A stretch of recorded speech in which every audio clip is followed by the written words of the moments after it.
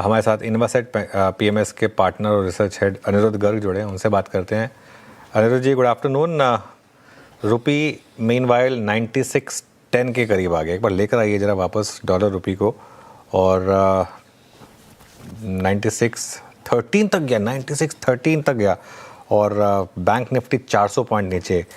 क्या ये मार्केट के लिए खतरे की घंटी है, और इक्विटी मार्केट के लिए क्या यहाँ से बड़ी करेक्शन जो मार्च के लोस थे उनको तोड़ने का रिस्क बन रहा है? Good afternoon Anuj ji, and good afternoon to the team. Sir देखिए, ऐसा लगता तो नहीं है कि मार्च के लोस तोड़ने का कोई मार्केट की आशंका है, बट ओवरऑल ये लगता है कि एज कम्पेयर टू, दिख ही रहा है, लगता क्या है कि as compare to global markets, relative changes जितने भी हैं मार्केट में वो इंडिया के इस टाइम पे अगेंस्ट ही हैं। तो Indian market comparatively to the global market, global peers थोड़ी नेगेटिव लगती है। एज सच ये नहीं लगता, बिकॉज मार्च के लोस जो थे वो बहुत फियर में और बहुत केओस में लगे थे, तो कहीं ना कहीं लगता है कि वो जो लोज हैं वो होल्ड करने चाहिए। अनुज जी, क्रूड को देखते हुए, रुपए को देखते हुए, और मार्केट की टर्बुलेंस को देखते हुए, कॉस्ट प्रेशर्स जो आने वाले क्वार्टर में नंबर्स में विजिबल होंगे उसको एक्सपेक्ट करते हुए, आपने अपने पीएमएस में मूलभूत परिवर्तन क्या किए? कहाँ कहाँ पे रिस्क रिड्यूस किया है, कहाँ पे थोड़ा सा पोजीशंस को रिड्यूस किया है, क्या एक्यूमुलेट किया है? फॉर इंस्टेंस, क्या आप थोड़ा फार्मा हेल्थ केयर की तरफ शिफ्ट हुए हैं? स्ट्रक्चरली क्या बदलाव किया है अपने पीएमएस में, अपने स्टॉक्स में, होल्डिंग्स में? वीरू जी नमस्कार। हम ये देख रहे हैं वीरू जी कि ये जो टाइम पीरियड है, मैं ये बोल सकता हूँ कि मेरे 17 साल के करियर में एक ऐसा टाइम पीरियड आया है जिस टाइम पे मेरा पोर्टफोलियो मुझे बहुत कंसंट्रेट करना पड़ा है, क्योंकि हमें इस टाइम पे हेडविंड्स, टेलविंड से ज्यादा हेडविंड्स दिख रही हैं। देखिए, जो सबसे बड़ा, जैसे अनुज जी अभी थोड़ी देर पहले बात कर रहे थे कि एआई के आने से जो चेंज आया है, जिस चीज के लिए इंडिया को एक अबव मल्टीपल मिलता था बाकी दुनिया से, एक डेमोग्राफिक डिविडेंड का, there is a very big chance के डेमोग्राफिक डिविडेंड आने वाले टाइम में एक जो अभी तक हमें फायदा दे रहा था, ये उल्टा हमारी एसेट की जगह लाइबिलिटी बन जाए। आप देखिए किस हिसाब से दुनिया काम कर रही है, और हमारी आईटी कंपनियां, हमें पता ही है कि इन्होंने कुछ भी नहीं किया। देखिए, मैं कल देख रहा था कि पिछले अगर 3 साल का देखे, $240 billion last to last year, $430 billion पिछले साल, और $720 बिलियन इस साल, और आने वाले साल में $850 बिलियन का प्लान है। The big five of America, ये मेटा, amazon, अल्फाबेट, इन सब का एआई के ऊपर लगाने का। They are spending 15% of their revenues towards research, और हमारी top IT companies they are doing buybacks, only 0.3% of revenue towards research. तो हम एक्सपेक्ट नहीं कर सकते कि हम ये गेम जो है, जो ये आईटी की गेम चली, एआई की गेम चली है, जो एक बहुत बड़ा गेम चेंजर है, उसमें हम कहीं आसपास भी हैं। तो फर्स्टली हमने थोड़ा सा अपना, हमें ऐसा लगता है कि इंडिया में there is a chance of very big ले ऑफ्स, बिकॉज एआई के आने से सिर्फ आईटी सेक्टर को फर्क नहीं पड़ेगा, back offices, customer service, we have been in the service economy. China ने पिछले 20 साल में क्या किया कि उन्होंने एक प्रोडक्शन इकोनॉमी बनाई। हम लोगों ने क्या किया, हम लोगों ने एक सर्विसेज इकोनॉमी बनाई। सर्विसेज इकोनॉमी बनानी आसान है, स्केल करनी आसान है, but is prone to disruption. आज वो हमारा मूवमेंट है जहां पे हमारी service economy prone to disruption हो गई है, डिसरप्शन आ चुकी है। It is not coming, it has come, it is there, and finally we believe that there can be a lot of pressure on jobs.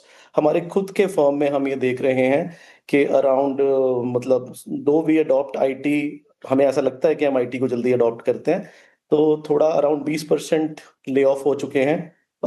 जो चीज पहले 30 दिनों में होती थी, अब वो 30 मिनट में होती है। तो कहीं ना कहीं चीजें चेंज हो रही हैं। तो फर्स्टली हमने किसी भी अर्बन डिस्क्रिशनरी कंजम्पशन में जितना भी हमारा स्टेक था वो हमने रिड्यूस करके नील कर दिया है। कोई भी हमें फाइनेंशियल्स में हमारा स्टेक था वो हमने रिड्यूस करके नील कर दिया है। The only sectors that we hold right now, this is as concentrated as a PMS portfolio can be. We are holding power, because हमें लगता है power is the fuel for AI in for the next at least 7-8 years to come. Power में India, देखिए पिछले साल China ने 525 gigawatt production किया। This is what India has built in 75 years, you know. So India को ये catch up तो, at least power का कैचअप तो करना पड़ेगा। दूसरी चीजें हमें जो डेटा सेंटर पॉलिसी इंडिया में आई है, विच इज फिनोमिनल। आज हम एक बेटर डेस्टिनेशन है बाकी सारे एशिया से। सो ये हमें आने वाले टाइम में फायदा देगी। और ऐसी पॉलिसीज, जब टैक्स पॉलिसीज मिली हैं इंडिया को, तो कहीं ना कहीं आईटी भी इंडिया में जब इस्टेब्लिश हुआ था इनिशियली 90s में, तो टैक्स पॉलिसीज मिली थी, फार्मास्यूटिकल को भी मिली थी और आज डेटा सेंटर्स को मिली हैं। तो हमें लगता है कि इस स्पेस में थोड़ा बेटर होना चाहिए इन टाइम्स टू कम। और इसके अलावा हमें लगता है कि जो सेक्टर्स इंडिया से रिलेटेड कम हैं और जिनमें ग्लोबल रैली चल रही है, जैसे मेटल्स हैं, उनमें हमारी पोजीशन है। एंड फाइनली हमारी पहले भी बात हुई थी कि हमें लगता है कि that move from FD culture to the equity culture is real. अब जिसने इक्विटी मार्केट में पार्टिसिपेट नहीं करना, वो भी जाता है towards, I would say, liquid funds, arbitrage funds, because उसको टैक्स बेनिफिट्स पता लगते हैं। तो हमारा चौथा सेक्टर ये है जी। ठीक है, कौन से सेक्टर्स पर अभी आप फिलहाल ओवरवेट है वो हमने समझ लिया। अनिरुद्ध जी, गुड आफ्टरनून। अच्छा, लेकिन एआई कहानी थोड़ा और मैं डिटेल में समझूंगी आपसे और समझना चाहूंगी इनफैक्ट, क्योंकि जैसा कि आपने कहा कि एआई को लेकर ग्लोबली तो बहुत काम हो रहा है, भारत में ये प्रारंभ ही नहीं हुआ है, तो एक बड़ा अपॉर्चुनिटी भी है आने वाले समय के लिए। तो अगर एआई एज अ थीम किसी को प्ले करना हो, क्योंकि शुरुआत से अगर किया जाए तो ज़्यादा बेहतर चांसेस होते हैं मुनाफे के, तो फिर कैसे प्ले करें और आपका क्या व्यू लग रहा है इसमें? मैम, इंडिया में तो देखिए दो ही चीज, मतलब एक ही चीज प्राइमरली अभी कर सकते हैं कि हम पावर में पार्टिसिपेट करें। क्योंकि अगर हम किसी की भी बात करें, एनवीडिया का अगर जीपीयू है, GPU is nothing without a chip is nothing without power. तो पावर की अनलिमिटेड जरूरत पड़ने वाली है इन टाइम्स टू कम। तो कहीं ना कहीं हमें लगता है कि power should be a good sector India को, ऑन ग्राउंड पावर। और फिर देखिए ग्रीन एनर्जी की तरफ हम जा रहे हैं, ग्रीन एनर्जी को ग्रिड तक लाने वाली कंपनियां। और India has been very lucky in some sense. देखिए हर चीज बुरी नहीं होती, कुछ लकी हुई है कि पावर में कुछ कंपनीज ऐसी हैं जो वर्ल्ड लेवल की हैं, जो दुनिया में या तो अपनी पेरेंट कंट्री में लिस्टेड हैं या सिर्फ इंडिया में लिस्टेड है। So these are those fun amazing MNCs जो कि इसी काम की स्पेशलिस्ट थी। और अब मुझे लगता है कि आने वाले टाइम में उन कंपनीज को बहुत अच्छा काम मिल सकता है। अच्छा अनिरुद्ध जी, आपने बैंकों में क्या चेंजेस किए हैं? पीएसयू बैंक्स, एसबीआई के numbers, ECL norms, short term में जो पेन देखे गए, प्राइस डैमेज देखे गए, और आपका क्रूड, अब प्राइस हाइक हुए हैं, अब इन्फ्लेशनरी कंसर्न ये भी अगर आप देखें कुछ समय बाद आने लगेगा। तो बैंकों को कैसे ट्रीट करना चाहिए, एंड मोस्ट स्पेशली जो CY25 का सेकेंड हाफ डोमिनेट किया था पीएसयू बैंक्स ने, निफ्टी बैंक को हाई ट्रेजेक्टरीज पर यही लेके गए थे। बैंकों में क्या किया है आपने इस वक्त? देखिए सर, बस इतनी सी प्रॉब्लम है कि अगर क्रूड एलिवेटेड लेवल्स पे रहता है तो हम क्या कहते हैं कि ब्रेंट अगर 100 से ऊपर है तो प्रॉब्लम है, 90 से नीचे है तो बहुत बहुत फेवरेबल है।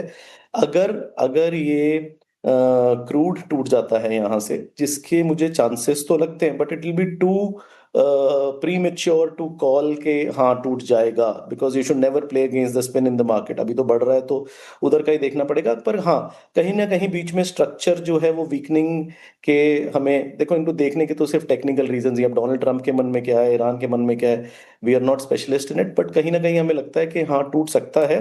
Because when things get above the head, जैसे कोविड में हुआ था कि जब जब जाके गवर्नमेंट्स, चाहे वो अब इस बार देखिए हमारे प्राइम मिनिस्टर जी हैं या सिंगापुर गवर्नमेंट है, कहीं जाके जब गवर्नमेंट्स डेस्परेट हो जाती हैं तो डेस्परेट मेजर्स भी लिए जाते हैं जिनसे प्रॉब्लम्स के सॉल्यूशंस निकलते हैं। तो हमें लगता है कहीं ना कहीं क्रूड का सॉल्यूशन निकलना चाहिए। क्रूड ठीक होने से फाइनेंशियल अपटिक, फाइनेंशियल लेंडर्स में कहीं ना कहीं एक अपटिक लगता है, वापस आ सकता है।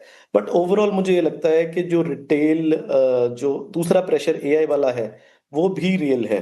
तो कहीं ना कहीं जो लोन्स हैं उनमें मुझे आने लगता है कि इंक्रीमेंट कम होगा। कहीं ना कहीं अभी इतना भी कोई प्रॉब्लम नहीं लगती कि कोई बैड बैड लोन्स वगैरह होने लग जाएंगे, पर मार्केट्स तो फ्यूचर को डिस्काउंट करती हैं। इसलिए हमने बिल्कुल भी किसी भी फाइनेंशियल लेंडर्स में कोई पोजीशन नहीं रखी हुई।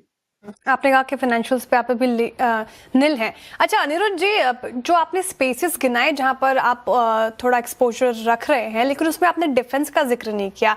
डिफेंस में इस साल अब तक भी शानदार रिटर्न्स मिले हैं। एमटीआर टेक, डेटा पैटर्न्स, कोई भी स्टॉक उठा ले, मतलब 50% से लेकर 200-300% तक के रिटर्न्स मिले हैं। तो डिफेंस में आपको मौके नजर नहीं आ रहे? मैम, डिफेंस का ऐसा है ना, इफ आई में से, मेरा और डिफेंस का तो एक्स वाला रिश्ता है कि हमने जो 2024 में इंडिया में हाईएस्ट रिटर्न्स में हम आए, तो we were very early pickers in defence. And उसके बाद जो एक्सूबरेंस और जो डिस्ट्रीब्यूशन डिफेंस में हुई उसमें हमें थोड़ा ड्रॉ डाउन भी देखना पड़ा। तो उस वजह से एक हमारा रूल ये कहता है कि the leaders of the past bull run में not be the leaders of the next bull run. हाँ, 99% केसेस में ये ठीक ही रहता है, पर कोई 1-2% चांसेस होते हैं। लेकिन ओवरऑल डिफेंस एक ठीक सेक्टर है, but we are looking for the next sector. इस टाइम पीरियड पे मुझे ऐसा लगता है कि defence is all right, not because of the returns but because, क्योंकि एक चीज तो है ही ना कि इनको ऑर्डर्स मिल ही रहे हैं, and with the global uncertainty that is there, India को अपनी डिफेंस आने वाले टाइम में बढ़ानी ही पड़ेगी। और मुझे लगता है 2 सेक्टर्स ऐसे हैं जिनका एआई को बहुत फायदा होगा इंडिया जैसे देश के लिए। फर्स्ट इज डिफेंस, एक इंजन जो हम 20 साल से या 30 साल से कोशिश कर रहे हैं, नहीं बना पाए, अब हम मुझे उसका हर मॉडल बना के टेस्ट करने की जरूरत नहीं है। 95% मॉडल्स हम एआई के थ्रू टेस्टिंग करके रिजेक्ट कर सकते हैं, और अब 5% की ही जरूरत है। So ultimately I think within the next 10 years we will have our own indigenous inbuilt engines, and defence में बहुत आने वाले टाइम में तरक्की होगी। दूसरी हमें लगती है फार्मास्यूटिकल्स, कि हमें ऐसा लगता है कि जो भी फार्मास्यूटिकल रिसर्च कंपनीज होंगी उनको आने वाले टाइम में बहुत फायदा होना चाहिए, क्योंकि एआई के आने से सेम टेस्टिंग करने के लिए जिस चीज को 20 साल लगते थे, आने वाले टाइम पीरियड पे ये सब रूल्स और the scope of research would increase dramatically in the pharmaceutical sector. चलिए अनुज जी, बहुत बहुत शुक्रिया, आप इस बातचीत में शामिल हुए। सभी सेक्टर्स पे अपनी राय रखी आपने, बहुत बहुत शुक्रिया। Have a nice weekend.